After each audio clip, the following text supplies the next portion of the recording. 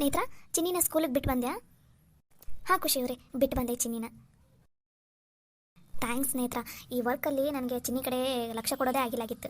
ನೀನು ಅವಳಿಗೆ ಟಿಫನ್ ಎಲ್ಲ ರೆಡಿ ಮಾಡಿ, ಅವಳಿಗೆ ರೆಡಿ ಮಾಡಿ ಸ್ಕೂಲ್ಗೆಲ್ಲ ಬಿಟ್ಟು ಬರ್ತಾ ಇದೀಯಾ. ಥ್ಯಾಂಕ್ಸ್ ನೇತ್ರ, ಥ್ಯಾಂಕ್ ಯು ಸೋ ಮಚ್. ಅಯ್ಯೋ ಇರಲಿ ಬಿಡ್ರಿ ಖುಷಿ ಅವರೇ, ಅದರಲ್ಲಿ ಏನಿದೆ. ಹಾಂ, ಅಂದಾಗೆ ನೀವು ನಿನ್ನೆ ಈ ಚಿನ್ನಿದು ಡ್ರೆಸ್ ಸಿಗಲಿಲ್ಲ ಅಂತ ಬಂದ್ರಿ. ಎಷ್ಟು ಶಾಪೇ ಆಟಾಡಿದ್ರಿ ನೀವು? ಹಾಂ, ಅದು ಖುಷಿಯವರೇ, ಚಿನ್ನಿನೇ ಕರ್ಕೊಂಡು ಹೋಗಿದ್ದು. ನೀವು ಚಿನ್ನಿ ಎಲ್ಲ ಶಾಪಿಂಗ್ ಎಲ್ಲೆಲ್ಲಿ ಹೋಗ್ತಿರ್ತೀರಲ್ಲ, ಅಲ್ಲೆಲ್ಲ ಕರ್ಕೊಂಡು ಹೋದ್ಲು. ಅಲ್ಲೆಲ್ಲ ನೋಡಿದ್ವಿ, ಬಟ್ ಅವಳಿಗೆ ಡ್ರೆಸ್ ಯಾವುದು ಲೈಕ್ ಆಗಲಿಲ್ಲ. ಆಮೇಲೆ ಅವ್ರ ಸ್ಕೂಲಲ್ಲಿ ಹೇಳಿರೋಂಥ ಡ್ರೆಸ್ಸು ಅಲ್ಲಿ ಸಿಗಲಿಲ್ಲ. ಸುತ್ತಾಡಿ ಸುತ್ತಾಡಿ ಸಾಕಾಗಿ ಅದಕ್ಕೆ ನಾವು ವಾಪಸ್ ಕರ್ಕೊಂಡು ಬಂದುಬಿಟ್ಟೆ. ಮತ್ತು ನೆಕ್ಸ್ಟ್ ಟೈಮ್ ಮಮ್ಮಿ ಫ್ರೀ ಇದ್ದಾಗ ಮಮ್ಮಿನೇ ಕರ್ಕೊಂಡು ಹೋಗೋಣ ಅಂತ ಹೇಳಿ ಕರ್ಕೊಂಡು ಬಂದುಬಿಟ್ಟೆ ಖುಷಿಯವರೇ, ಸಾರಿ.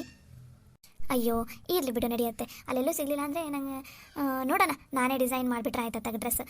ಅವಳು ಡ್ರೆಸ್ಸಿಂದು ಫೋಟೋ ಸ್ಕೂಲಲ್ಲಿ ಕಳಿಸಿದ್ದಾರೆ ನನಗೆ. ನೋಡೋಣ, ಆ ಥರ ಬಟ್ಟೆ ತೊಗೊಂಡು ಬಂದು ನಾನೇ ಸ್ಟಿಚ್ ಮಾಡಿ ರೆಡಿ ಮಾಡಿಬಿಡ್ತೀನಿ. ಹಾಂ, ಅಷ್ಟೇ ಮಾಡಿಬಿಡಿ ಖುಷಿಯವರೇ, ಅದು ಇನ್ನೂ ಚೆನ್ನಾಗಿರುತ್ತೆ. ಆಮೇಲೆ ಅವಳಿಗೆ ಕಂಫರ್ಟಬಲ್ ಆಗಿರುತ್ತೆ. ಸರಿ, ಹಾಗೆ ಮಾಡಿಬಿಡ್ತೀನಿ. ಅಂದಾಗೆ ಖುಷಿಯವರೇ, ನೀವು ನಿಮ್ಮ ಜೊತೆ ಒಂದು ಸ್ವಲ್ಪ ಹೊತ್ತು ಆರಾಮಾಗಿ ಕುತ್ಕೊಂಡು ಮಾತಾಡೋಣ ಅಂತ. ಬೆಳಗ್ಗೆಯಿಂದ ನಂದು ಕೆಲಸ ಇತ್ತು, ನೀವು ಬ್ಯುಸಿ ಇದ್ರಿ. ಇವಾಗ ಫ್ರೀ ಇದ್ದರೆ ಒಂದು ಸ್ವಲ್ಪ ಹೊತ್ತು ಮಾತಾಡೋಣ ಅಂತ. ಹೌದಾ, ಸರಿ ಬಾ. ಹಾಗಾದರೆ ನಾನು ಬೆಳಗ್ಗೆಯಿಂದ ಡಿಸೈನ್ ಎಲ್ಲ ಹಾಕಿ ಮಾಡಿ ನನಗೂ ಸಾಕಾಗೋಯ್ತಪ್ಪ, ತಲೆ ಎಲ್ಲ ನೋಸ್ತಾ ಇದೆ. ಒಂದು ಸ್ವಲ್ಪ ಆರಾಮಾಗಿ ಕುತ್ಕೊಂಡು ಮಾತಾಡೋಣ ಬಾ. ಆಮೇಲೆ ಮತ್ತೆ ನನ್ನ ಕೆಲಸ ನಾನು ಮಾಡ್ತೀನಿ, ನಿನ್ನ ಕೆಲಸ ನೀನು ಮಾಡು.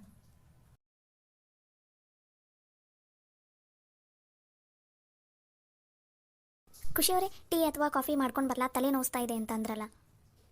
ಅಯ್ಯೋ ಬೇಡ ನೇತ್ರ, ಬೆಳಗ್ಗೆನೇ ಟಿಫಿನ್ ಆದಮೇಲೆ ಕಾಫಿ ಕುಡಿದಿದ್ದೀನಲ್ಲ ಸಾಕು. ಮತ್ತೆ ಪದೇ ಪದೇ ಕುಡಿದ್ರೆ ಅದೇ ರೂಢಿ ಬಿದ್ದುಬಿಡುತ್ತೆ. ಬೇಡ, ಏನೋ ಮಾತಾಡ್ಬೇಕಂತಂದಿಲ್ಲ, ಆರಾಮಾಗಿ ಮಾತಾಡು.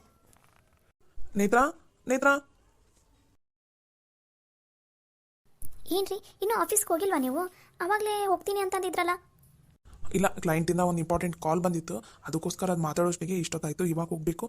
ಅಂದಂಗೆ ನಂದು ಆಫೀಸಿನ ಫೈಲ್ ನಿನ್ನೆ ಇದು ಟೇಬಲ್ ಮೇಲೇ ಇಟ್ಟಿದ್ದೆ, ಕಾಣಿಸ್ತಾ ಇಲ್ಲ. ಎಲ್ಲಿಟ್ಟಿದೆಯಾ? ಓ, ಆ ಫೈಲಾ? ನಿನ್ನೆ ನೀವು ಹೇಳಿದ್ರಲ್ಲ ಆಫೀಸಿಗೆ ತೊಗೊಂಡು ಹೋಗಬೇಕು, ಇದು ಇಂಪಾರ್ಟೆಂಟ್ ಫೈಲ್ ಅಂತ ಅಂದ್ರಲ್ಲ. ಅದಕ್ಕೋಸ್ಕರನೇ ನಿಮ್ಮದು ಆಫೀಸ್ ಬ್ಯಾಗ್ನಲ್ಲಿನೇ ಇಟ್ಟಿದ್ದೀನಿ ಆ ಫೈಲ್ನ. ಓ ಹೌದಾ, ಹಾಂ ಸರಿ ಬಿಡು. ಅಂದಂಗೆ ಚಿನ್ನಿನ ಬಿಟ್ಟು ಬಂದ್ಯಾ ಸ್ಕೂಲಿಗೆ? ಹಾಂ ರೀ, ಚಿನ್ನಿನ ಬಿಟ್ಟು ಜಸ್ಟ್ ಬಂದೆ. ಇವಾಗ ಒಂದು ಸ್ವಲ್ಪ ಖುಷಿಯವ್ರ ಜೊತೆ ಆರಾಮಾಗಿ ಒಂದು 10 ಮಿನಿಟ್ಸ್ ಮಾತಾಡಿ ಆಮೇಲೆ ಅಡುಗೆ ಎಲ್ಲ ಮಾಡೋದಿದೆ, ಮಾಡಬೇಕು. ಹೌದಾ, ಸರಿ. ಹಾಗಾದರೆ ಅಕ್ಕ, ನಿಂದು ಟಿಫಿನ್ ಆಯಿತು ತಾನೇ? ಹಾಂ ಸಾಗರ್, ನಂದು ಟಿಫಿನ್ ಎಲ್ಲ ಆಯಿತು. ನೀನು ಹುಷಾರು ನೋಡು. ಓಕೆ ಅಕ್ಕ, ಬಾಯ್ ಅಕ್ಕ. ಬಾಯ್ ನೇತ್ರ. ಹಾಂ ಓಕೆ, ಬಾಯ್ ರೀ. ಖುಷಿಯವರೇ, ನಿಮಗೆ ನಿಮ್ಮ ತಮ್ಮ ಸಾಗರ್ ಅಂದರೆ ಭಾಳ ಪ್ರೀತಿ ಅಲ್ವಾ? ನೇತ್ರ, ಒಬ್ಬನೇ ತಮ್ಮ ಅಲ್ಲ, ಮುಂಚೆಯಿಂದನೂ ಒಟ್ಟಿಗೆ ಒಂಥರ ಅವನು ನನಗೆ ಸಣ್ಣ ಮಗ ಇದ್ದಂಗೆ. ಅದಕ್ಕೆ ನಂಗೆ ಭಾಳ ಪ್ರೀತಿ ನನ್ನ ತಮ್ಮನ ಮೇಲೆ. ಅತ್ತೆ ಮಾವಾಗೂ ಅಷ್ಟೇ, ನಿಮ್ಮನ್ನು ಕಂಡ್ರೆ ಭಾಳ ಪ್ರೀತಿ.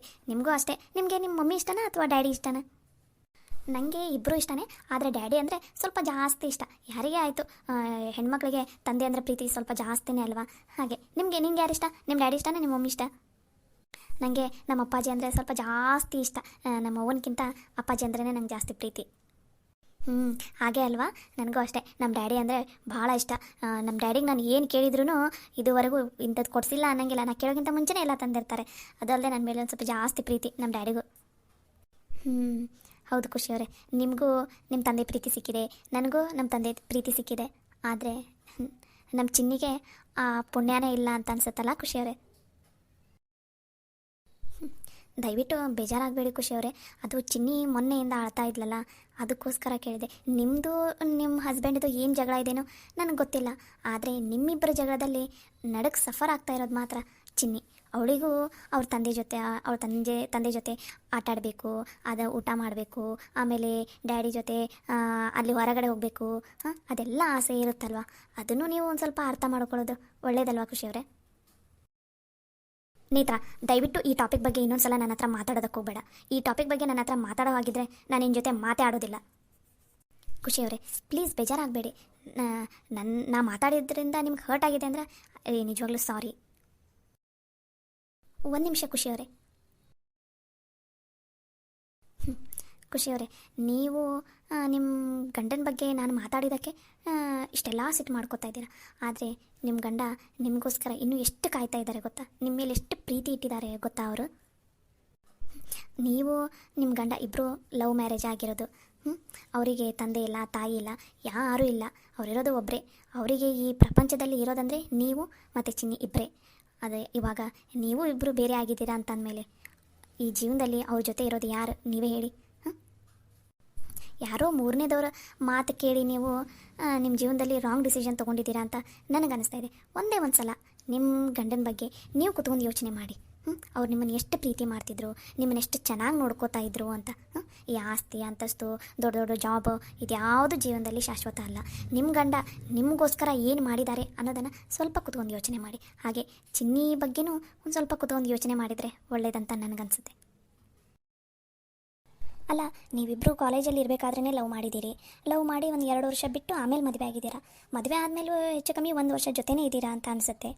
ಇಷ್ಟು ದಿನ ನಿಮ್ಮ ಗಂಡನ ಜೊತೆ ಇದ್ದೀರಲ್ಲ ನೀವು, ನಿಮ್ಮ ಗಂಡ ಅಂದರೆ ಏನು ಅನ್ನೋದು ನಿಮ್ಗೆ ಅರ್ಥನೇ ಆಗಿಲ್ವಾ? ಖುಷಿಯವರೇ, ನಾ ಒಂದು ಮಾತು ಹೇಳ್ತೀನಿ, ದಯವಿಟ್ಟು ತಪ್ಪು ತಿಳ್ಕೊಬೇಡಿ. ನಿಮಗೆ ನೋವಾಗಲಿ ಅಂತ ಹೇಳ್ತಾ ಇಲ್ಲ, ನಾನು ಪ್ರಾಕ್ಟಿಕಲಾಗಿ ಹೇಳ್ತಾ ಇದ್ದೀನಿ, ಅರ್ಥ ಮಾಡ್ಕೊರಿ. ನಿಮ್ಮ ಡ್ಯಾಡಿ ನೀವು ಸಣ್ಣವರಿರ್ಬೇಕಾದ್ರೆ 2 ದಿನ ಬಿಸ್ನೆಸ್ ಟ್ರಿಪ್ ಮೇಲೆ 2 ದಿನ ಯಾವುದೋ ಊರಿಗೆ ಹೋಗಿದ್ರಂತೆ. ನೀವು ನಿಮ್ಮ ಡ್ಯಾಡಿ 2 ದಿನ ಮನೇಲಿ ಇರಲಾರ್ದಕ್ಕೋಸ್ಕರ ನೀವು ಕಂಟಿನ್ಯೂ ಕಾಲ್ ಮಾಡ್ತಾಯಿದ್ರಂತೆ. ಅವಾಗ ಡ್ಯಾಡಿ ಯಾಕೆ ಬಂದಿಲ್ಲ ಏನು ಅಂತ ನಿಮ್ಮ ಮಮ್ಮಿ ಜೊತೆ ಜಗಳ ಆಡ್ತಾಯಿದ್ರಂತ. ನಿಮ್ಮ ಡ್ಯಾಡಿ 2 ದಿನ ಮನೆಯಲ್ಲಿ ಇರಲಾರ್ದಕ್ಕೆ ನೀವು ಅಷ್ಟೆಲ್ಲ ಸಂಕಟ ಅನುಭವಿಸ್ಬಿಟ್ರಿ. ಅದು ಒಂದಿನ ಉಪವಾಸ ಬೇರೆ ಇದ್ರಂತೆ. ಡ್ಯಾಡಿ ನೀವು ಇವತ್ತು ಬಂದ ಮೇಲೆ ನಾನು ಊಟ ಮಾಡೋದು, ಅಲ್ಲಿವರೆಗೂ ನಾನು ಊಟನೇ ಮಾಡಲ್ಲ ಅಂತ ಹಠ ಹಿಡ್ಕೊಂಡು ಕುಂತಿದ್ರಂತೆ. ನಿಮಗೆ ನಿಮ್ಮ ಡ್ಯಾಡಿ ಮೇಲೆ ಎಷ್ಟು ಪ್ರೀತಿ ಇತ್ತು, ಇನ್ನೂ ಇದೆ. ಅಂದಮೇಲೆ ಚಿನ್ನಿಗೂ ಅವ್ರ ಡ್ಯಾಡಿ ಮೇಲೆ ಪ್ರೀತಿ ಇರುತ್ತೆ ತಾನೆ. ಅವಳಿಗೂ ಅವ್ರ ಡ್ಯಾಡಿ ಜೊತೆ ಕೂತ್ಕೊಂಡು ಊಟ ಮಾಡಬೇಕು, ಆಟ ಆಡಬೇಕು, ಅವ್ರ ಡ್ಯಾಡಿನ ಸ್ಕೂಲಿಗೆ ಕರ್ಕೊಂಡು ಹೋಗಬೇಕು, ಹೊರಗಡೆ ಎಲ್ಲ ವಾಕಿಂಗ್ ಕರ್ಕೊಂಡು ಹೋಗಬೇಕು, ಇಂಥದ್ದೆಲ್ಲ ಸಣ್ಣ ಸಣ್ಣ ಆಸೆ ಅವಳಿಗೂ ಇರುತ್ತೆ ತಾನೆ.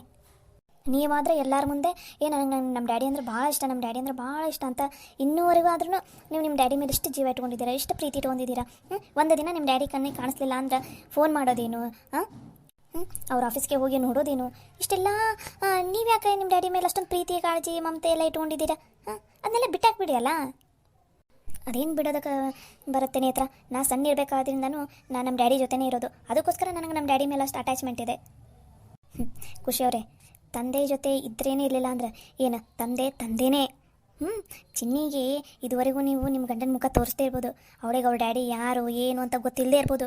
ಆದರೆ ಅವಳಿಗೆ ಇವಾಗ ತಿಳುವಳಿಕೆ ಬಂದಿದೆ, ತಂದೆ ಅಂದರೆ ಏನು, ತಂದೆ ಪ್ರೀತಿ ಹೇಗಿರುತ್ತೆ, ಹೆಣ್ಮಕ್ಳ ಜೀವನದಲ್ಲಿ ತಂದೆ ಪಾತ್ರ ಎಷ್ಟು ಮುಖ್ಯ ಆಗಿರುತ್ತಂತ ಅನ್ನೋದು ನಿಮಗೆ ಚೆನ್ನಾಗಿ ಗೊತ್ತಿದೆ. ಇವಾಗ ನೀವು ಅವಳಿಗೆ ಹೇಳ್ಬೋದು, ಮಾತಿನಲ್ಲಿ ಹೇಳ್ಬೋದು, ನಿನಗೆ ತಂದೆ ತಾಯಿ ಎರಡೂ ನಾನ ಅಂತ ಹೇಳ್ಬೋದು. ಆದರೆ ತಂದೆ ಪ್ರೀತಿನ ನೀವು ಯಾವುದೇ ಕಾರಣಕ್ಕೂ ಕೊಡೋಕ್ಕಾಗೋದಿಲ್ಲ, ಯಾರೂ ಕೊಡೋಕ್ಕಾಗೋದಿಲ್ಲ. ಈ ಜಗತ್ತಲ್ಲಿ ತಂದೆ ಪ್ರೀತಿನ ತಂದೆ ಕೈಯಲ್ಲಿ ಮಾತ್ರ ಕೊಡೋಕ್ಕಾಗೋದು, ಹಾಗೆ ತಾಯಿ ಪ್ರೀತಿನ ತಾಯಿ ಕೈಯಲ್ಲಿ ಮಾತ್ರ ಕೊಡೋಕ್ಕಾಗೋದು. ಅದನ್ನು ನೆನ್ಪಿಟ್ಕೊರಿ.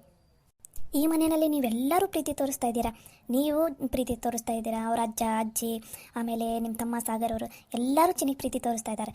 ಆದರೂ ಅವಳಿಗೆ ಅವ್ರ ಡ್ಯಾಡಿ ನೆನಪಾಗಿದ್ದಾಳೆ ಅಂದರೆ ಅರ್ಥ ಮಾಡ್ಕೊರಿ, ಜೀವನದಲ್ಲಿ ತಂದೆ ಪ್ರೀತಿ ಅನ್ನೋದು ಎಷ್ಟು ಮುಖ್ಯ ಅಂತ ಅನ್ನೋದು. ದಯವಿಟ್ಟು ಖುಷಿಯವರೇ, ನಿಮ್ಮ ಕೈ ಮುಗಿತೀನಿ, ಒಂದು ಸಲ ಕೂತ್ಕೊಂಡು ನೀವು ಚಿನ್ನಿ ಜಾಗದಲ್ಲಿ ನಿಂತ್ಕೊಂಡು ಯೋಚನೆ ಮಾಡಿ.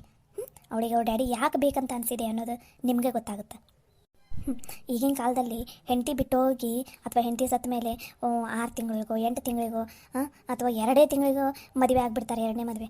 ಆದರೆ ಇದುವರೆಗೂ ನಿಮ್ಮ ಗಂಡ ಶಶಿರವ್ರು ಏನಿದ್ದಾರೆ, ಇದುವರೆಗೂ ನಿಮಗೋಸ್ಕರ ನಿಮ್ಮ ಮಗಳಿಗೋಸ್ಕರ ಇನ್ನೂ ಕಾಯ್ತಾ ಇದ್ದಾರೆ ಗೊತ್ತಾ ಅವರು. ನೀವು ಬರ್ತೀರಾ, ಅವ್ರ ಜೊತೆ ಇರ್ತೀರಾ ಅಂತ ಇನ್ನೂ ಕನಸು ಕಟ್ಕೊಂಡಿದ್ದಾರೆ ಅವರು. ಅವ್ರಿಗೆ ತಾನೇ ಯಾರಿದ್ದಾರೆ ಹೇಳಿ ಖುಷಿಯವರೇ? ನೀವು ನಿಮ್ಮ ಮಗಳು ಬಿಟ್ಟರೆ ಈ ಜಗತ್ತಲ್ಲಿ ಅವ್ರ ಜೊತೆ ಯಾರೂ ಇಲ್ಲ.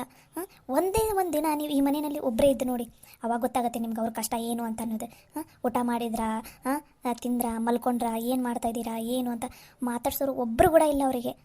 ಅಂದಮೇಲೆ ಅವ್ರ ಮನಸ್ಸಿಗೆ ಎಷ್ಟು ನೋವಾಗಿರಬಾರ್ದು. ಸ್ವಲ್ಪ ಕೂತ್ಕೊಂಡು ಯೋಚನೆ ಮಾಡಿ ನೀವು. ಬರೀ ನಿಮ್ಮೂಗಿನ ನೇರಕ್ಕಷ್ಟೇ ಯೋಚನೆ ಮಾಡೋದಕ್ಕೆ ಹೋಗ್ಬೇಡಿ ಪ್ಲೀಸ್.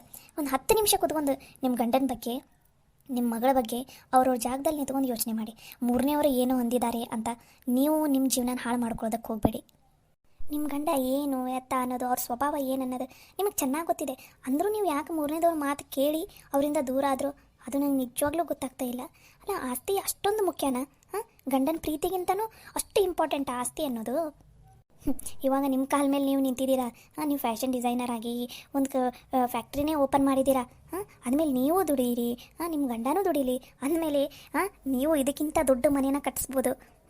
ಒಂದು ಮಾತು ತಿಳ್ಕೊಳ್ಳಿ ಪ್ಲೀಸ್, ನಿಮ್ಮ ಗಂಡನ ಬಗ್ಗೆ ಸ್ವಲ್ಪ ಕೂತ್ಕೊಂಡು ಯೋಚನೆ ಮಾಡಿ ಪ್ಲೀಸ್ ಖುಷಿಯವರೇ. ಪದೇ ಪದೇ ಇದನ್ನೇ ಹೇಳ್ತಾ ಇದ್ದೀನಿ ಅಂತ ಇರಿಟೇಟ್ ಮಾಡ್ಕೊಳಕ್ಕೆ ಹೋಗಬೇಡಿ. ಒಂದು ಸಲ ಅವ್ರ ಜಾಗದಲ್ಲಿ ಕೂತ್ಕೊಂಡು ಯೋಚನೆ ಮಾಡಿ. ಕೈ ಮುಗಿತೀನಿ. ಹಾಗೆ ಚಿನ್ನಿ ಜಾಗದಲ್ಲಿ ಕೂತ್ಕೊಂಡು ಯೋಚನೆ ಮಾಡಿ. ಇಷ್ಟೋ ತನಕ ನಾನು ಮಾತಾಡಿದ್ರಲ್ಲಿ ನಿಮಗೇನಾದರೂ ತಪ್ಪು ಅನಿಸಿದರೆ ಅಥವಾ ನಾನು ಮಾತಾಡಿದ್ರಿಂದ ನಿಮಗೇನಾದರೂ ನೋವು ಅನಿಸಿದರೆ ದಯವಿಟ್ಟು ನನ್ನನ್ನು ಕ್ಷಮಿಸ್ಬಿಡಿ. ನನಗೆ ಚಿನ್ನಿದು ನೋವು ಬೇಜಾರು ನೋಡೋದಕ್ಕಾಗ್ತಿಲ್ಲ ಖುಷಿಯವರೇ. ಅದಕ್ಕೋಸ್ಕರ ನಿಮ್ಮ ಹತ್ರ ಬಂದು ಮಾತಾಡಿದ್ದು ನಾನು. ಬರ್ತೀನಿ.